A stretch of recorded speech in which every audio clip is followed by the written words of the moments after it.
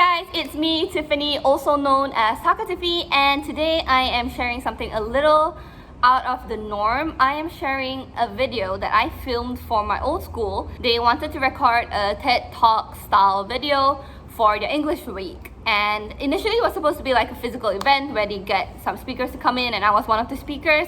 Because of COVID-19, they decided to turn it all online. So I ended up recording a video super last minute. I honestly read a lot from the script, which is why I was so reluctant to put this video up. But then I thought to myself, why was I afraid to put up this video? And I realized it was because I didn't want people to watch it and think like I'm a bad speaker or I was saying things that didn't really make sense. But one of the big things about public speaking is that it's always recommended to kind of know where your starting ground is from. So before I started debating back in high school, I don't have any records of how my speech was back then. So I thought if I put this up online, at least a few years from now, hopefully I would have improved, and then I can watch back and see, where I started and where I will be. So please watch this video and be kind, because I honestly don't think it's great. I was really anxious about it, and I spent a lot of the video trying to read the script, so you can see that my eyes are like running to the corner. But I hope you like it anyway. The title is more of how you can use social media for your life, and it talks about the other social media aspects that I spent most of my time doing before I went on YouTube. Most of you who are my YouTube viewers are also my longtime blog readers, but some of you who are new to my YouTube, this will probably be a little background, interesting thing for you to understand me a little better. We have never experienced a world like this before, where there's this unseen enemy that's threatening to harm you the moment you walk out the door. We call this enemy COVID-19, and it is because of COVID-19 that we rely more than ever on the internet and technology to learn, communicate, and work. As I speak to you now, I've been running a blog for 16 years. I know, who still blogs? But I'm still somewhat relevant. I also have an Instagram, and I've started a YouTube channel. I will confess that I haven't quite explored the world of TikTok, but my experience with Tumblr, may it rest in peace, Snapchat, Twitter, and even Friendster has left me with what I would say enough social media experience. But I'll be honest with you, I am famous in absolutely none of these social media platforms. When I was preparing for this TED Talk, I was invited to share about my success in blogging. The thought that came to mind was, are you sure that should be the topic I'm talking about? Because as far as I was concerned, I felt a lot more qualified to talk about other things. For instance, I have gotten 2 academic scholarships. I am also a New York qualified attorney, and I currently run an institutional startup. Those felt more like success points to me, especially if I were to speak to a generation that is more socially savvy and more digital than ever. But then I realized how many opportunities I was given because of my social media platform. Perhaps I did have something to share after all. Because I think that even if your social media following is small, or it's something that you're not too interested in, anyone can harness the power of social media to build a reputation, learn something, and ultimately gain opportunity. When I was growing up, you could only Google famous people. Typing your name in the search bar would bring up a person across the globe who was very famous or important, or they did something to allow them to be on Google. And as students, we're just not one of them. I remember it would be sort of a fun thing to do, to even go on Google Images and just imagine maybe this is what we'll look like in the future. Yeah, I know, I was such a hardcore kid. Fast forward to today, where if you Googled your name, more often than not, you would get a search result that will reflect your picture, your social media accounts, and details about you that is relevant to your real life. What this means is that depending on your privacy settings, college recruitment, your future employers, even your future parents-in-law, all are able to get an idea of you that's out there on the internet. Whether this idea is truly reflective of who you are is an entirely different question. What I'm referring to here is that the moment someone hears about you and is given an idea about you, and often without ever meeting you, that forms your reputation. You have more power than ever to set the stage for the identity that you wish the world to see. You could share about art, or books, or fashion, and the photos you post, the captions you write, and the comments you leave all form this image of you and tells the world whether you are someone who values art, whether you are someone who values reading. These are all messages that you send out. Rightly or wrongly, this is how the world perceives it. Perhaps you are someone who only posts personal pictures of your family and your friends. Then naturally, the impression to the world is you value those relationships. And if you are a person who posts a variety and an assortment of things, it will come across like you have diverse interests. When I was at the height of my blogging at 15 years old, my profile said, accident-prone creative. Later on, I was featured in the Star newspaper as a blogger, and they took that profile from my blog and published that. I didn't think much of it, but years down the line, I went to college for my A-levels, and there in the library on my first day of school, a person came up to me and said, "Hey, I know you. You're Tiffany Koo, right? You're that clumsy blogger."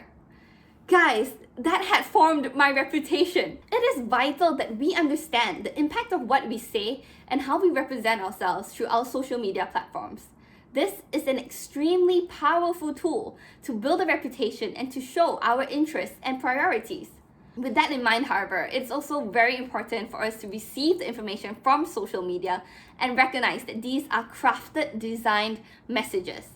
Everything has to be taken with a pinch of salt. Similar to how if you read a magazine article, you would know that that is not a reflection of a person's entire life, but it's just merely a flash of insight into one person, but enough to form an enduring reputation. My suggestions for using social media to build your reputation boils down to a few simple things. Every social media platform has its own angle and demographics. If you want to harness social media to form your reputation, take the time to find out about each platform. Different platforms attract a different audience, whether it's a private Instagram account with only a few of your friends, or it's a Facebook post set on public, where anyone, even someone you don't know, can view your thoughts. Your message will be received differently depending on who hears it. In addition to that, you will want to craft your reputation. It is great if you know what message or identity you wish to use on social media. However, most of us don't have an exact idea of how we want to be perceived. It is much easier to decide how we don't want to be perceived, and that's something to keep in mind before you click publish. In addition, be prepared to rely on that reputation. I have found myself surprised time and time again by people who relied on social media to find out more about me. During my interview for the Bank Negara Scholarship, the assistant governor at the time told me that he tried to Google me and enjoyed reading my blog. When I was a prefect back in Siri KDU, the principal at the time told me that she thought I would be a good secretary for the prefectural board because I was running a blog and I enjoyed writing. You send a signal about yourself when you use social media, and like all signals, they mean something. So we must be prepared to rely on that reputation that we are responsible to create. For some, expertise in social media involves picking up a lot of skills. This could simply be the ability to speak comfortably in front of a camera. Or it could be something more technical, for example, learning simple HTML coding or graphic editing. When I started my YouTube channel a little under a year ago, I had no confidence in video editing. I knew that I loved to talk. I had already conceptualized a brand for myself, Talkatiffy, in line with my name, Tiff.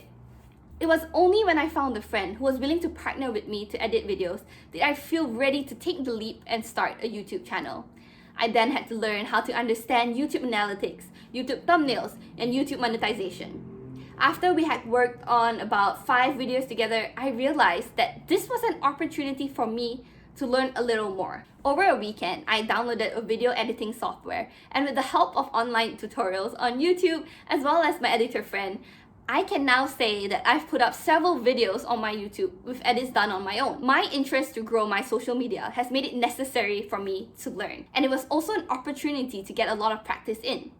Later on down the line, when I had to edit a video for my job, I already had the basic skill sets to be able to do it. Whether it's being able to speak more confidently or write more coherently, or even picking up technical skills, social media presents many learning opportunities which can translate into skills later on in your life.